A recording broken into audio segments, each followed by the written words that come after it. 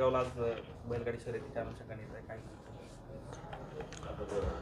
शिवसेना प्रमुख मान्य बाळासाहेब ठाकरे यांच्या जन्मदिनानिमित्त शिवसेनेच्या वतीनं या भागात एक मोठा कार्यक्रम बैलगाडा शर्यतीचा आयोजित केला. बैलगाडा तसा आपला ग्रामीण भागातील मातीतला खेळ म्हणा, उत्सव म्हणा आहेच. वेगवेगळ्या ठिकाणी वेगळ्या पद्धतीनं तो होत असतो. म्हणून मी मुद्दामहून या कार्यक्रमाला इथं आलेलो आहे. आणि सगळ्यात महत्त्वाचं शिवसेना प्रमुखाच्या जन्मदिनानिमित्त हा कार्यक्रम आहे. साहेब, गेल्या काही महिन्यांपासून शिवसेना साताऱ्यातली एकूण काय परिस्थिती आहे शिवसेनेची गटाची त्याबद्दल काय वाटतं? कारण अशा उग्र आंदोलनं कधी बघायला मिळाली. हे शिवसेना स्टाईलची आंदोलनं असतील किंवा मेळावे असतील, हे काय एवढ्या 1-6-8 महिन्यामध्ये किंवा जो गट फुटून बाहेर गेल्यानंतर अजिबात अशी कुठली परिस्थिती इकडे बघायला मिळालेली नाही. एकूण जिल्ह्यात काय परिस्थिती? मला वाटतं शिवसेना एक फेनिक्स पक्षाप्रमाणे आहे. थोडीशी फुंकर घातली का जो विसतो आहे ना, त्याला कोणी हात लावला तर मग त्याला कसा चटका बसतो तो येणाऱ्या निवडणुकीत दिसेल. त्यामुळे साताऱ्याची असेल नाही तर महाराष्ट्रातील असेल, शिवसेना ही शिवसेनेच्या पद्धतीनंच काम करते. आणि निश्चित साताऱ्यातील शिवसेनासुद्धा त्याच ताकदीनं काम करते. आणि येणाऱ्या लोकसभा असेल, विधानसभा निवडणूक असेल, त्याच्यामध्ये शिवसेनेची ही शक्ती, शिवसेनेचे तेज निश्चित सगळ्या जनतेला दिसेल. उपमुख्यमंत्री देवेंद्र फडणवीसांवर टीका होत होती ठाकरे गटाकडून. त्याच्यावर त्यांनी आता कार सेवक असल्याचे पुरावे दिलेले आहेत. तुम्हाला पुरावे सादर करावे लागते, याच्यातच सगळं काही आलेलं आहे. पुरावे कोण सादर करतो? पुरावे कोणाला सादर करावे लागतात? ज्याच्या मनात, ज्याच्याविषयी मनात शंका निर्माण होते, जो आहे नाही आहे हा प्रश्न निर्माण होतो, असेल नसेल असा प्रश्न येतो, त्याला पुरावे सादर करावे लागतात. आणि म्हणून त्यांना पुरावे सादर करावे लागतात. याच्यातच मला वाटतं आमचं यश आहे. आणि राम मंदिराच्या बाबतीतला हा नुसता महाराष्ट्र नाही, हिंदुस्थान नाही, जगाचा इतिहास आहे. त्याच बाबरी ढाचा पाडण्यामध्ये कोण होतं, कोणी शेपूट घातलं होतं, कोणी सांगितलं ही दिस इज अ शेमफुल घटना आहे म्हणून सांगितलं होतं. अटलजी असेल, अडवाणीजी असेल, सुंदरसिंग भंडारी असेल. आणि त्याच वेळेस या हिंदुस्थानामध्ये एकच मर्द होते, ते म्हणजे शिवसेना प्रमुख मान्य बाळासाहेब ठाकरे यांनी सांगितलं होतं की जर शिवसैनिकांनी काम केलं तर याचा मला सार्थ अभिमान आहे. नुसते म्हटले नव्हते तर तिथं शिवसैनिक असल्याचं भाजपच्याच लोकांनी सांगितलेलं आहे. आणि मला वाटतं तसे शिवसैनिक आहे सुद्धा, त्यातले काही शिवसैनिक आज आहेत सुद्धा. आणि म्हणून मला असं वाटतं शिवसेनेला या सगळ्या गोष्टी भारतीय जनता पार्टीनं किंवा भारतीय जनता पार्टीच्या कोणत्या नेत्यांना सांगण्याची आवश्यकता नाही. साहेब, जरांगे म्हणतात की सरकारनं आरक्षण दिलं नाही तर पुन्हा नेत्यांना गावबंदी करणार असा त्यांनी इशारा दिलेला आहे. याबरोबरच मुंबईत गेल्यानंतर मराठा आरक्षणाशिवाय आता परतणार नाहीत असं पण ते म्हणतात. त्यांची मागणी मान्य झाली पाहिजे, कारण सरकारने वारंवार तारखा दिलेल्या आहेत. स्वतः सरकारने दिलेल्या आहेत, आत्तापर्यंत 2दा तारखा दिलेल्या आहेत. त्यामुळे मराठा आरक्षण आणि स्वतः राज्याच्या मुख्यमंत्र्यांनी छत्रपती शिवरायांची शपथ घेतलेली असेल तर मला असं वाटतं त्यांची मागणी पूर्ण झाली पाहिजे.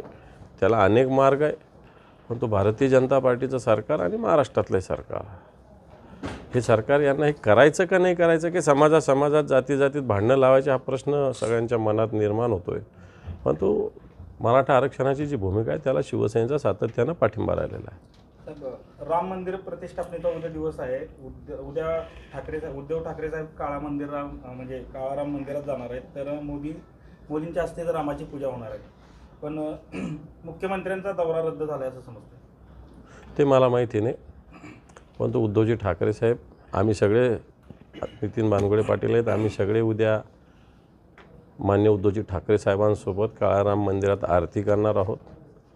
जी गंगा आहे आपली गोदामाता, तिचं पूजन करणार आहोत.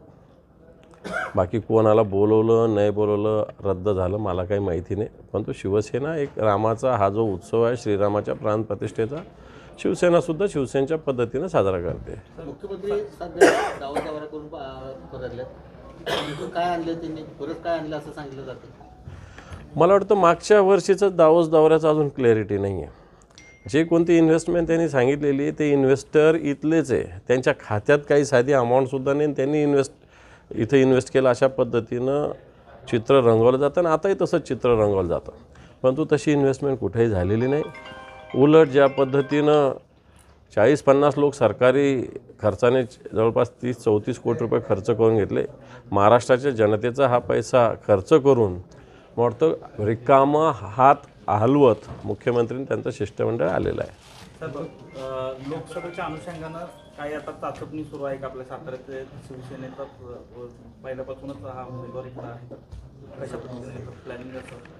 हे पण शिवसेनेची चाचपणी एकट्या साताऱ्यात नाही तर महाराष्ट्रात पूर्ण झालेली आहे. आता येणारा 8-15 दिवस हा निर्णय घेण्याचा आहे. आणि मग एकदा जागा वाटप क्लिअर 2-4 आठवड्याभरात झालं की शिवसेना एक उमेदवार निवडण्याच्या प्रक्रियेकडे शिवसेनेची सुरुवात होणार आहे. तर वन नेशन वन इलेक्शनला पहिल्यांदा काँग्रेस पक्षाने विरोध केला होता, पण आता आम आदमी पक्षानं सुद्धा यामध्ये विरोधाची भूमिका घेतलेली आहे. तो विषय काय होणारच नाही तर त्याला काय चर्चा करायची. अजित पवार आणि जरांगे पाटील यांच्यावर संविधानाच्या वरून जुंपल्याचं पाहायला मिळतं. अजितदादांनी संविधानाच्या काही गोष्टी पाळाव्यात अशा प्रकारे जरांगे पाटलांना सुनावलंय.